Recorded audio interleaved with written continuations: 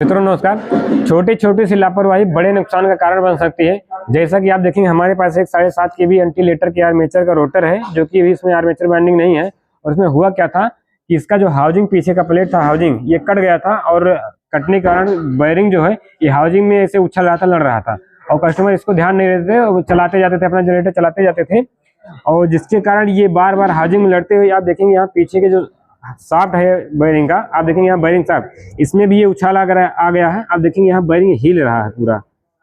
तो ये बार बार लड़ने के कारण बेयरिंग में पीछे उछाल आ गया। और इसका जो ये रोटर है, ये जो इसका स्लॉट है, इसमें भी इसका सेंटर भी आउट हो गया है। और आगे तो कुछ सही है, लेकिन यहाँ से इधर पूरा आउट हो गया। हम आपको इसको दिखाते हैं कैसे आउट हुआ है। तो आप देखेंगे हम एक छोटा सा तरीका अपनाते हैं।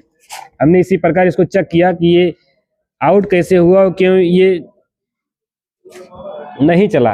देखिए यहाँ ये दिख रहा है, इसका अलाइनमेंट जो है थोड़ा सा ये भी आउट हो गया है।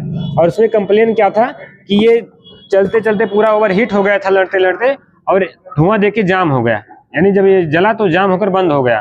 तो इस प्रकार ये छोटी सी लापरवाही। शाफ्ट भी पूरा बनवाना पड़ेगा, एंटीलेटर के पूरे आर्मेचर और फील्ड का वाइंडिंग होगा, और दोनों वायरिंग नया पड़ेगी। अगर उन्होंने पहले ही वायरिंग बदलवा लिया था और हाउजिंग बनवा लिया होता तो इतने बड़े नुकसान से वो बच जाते।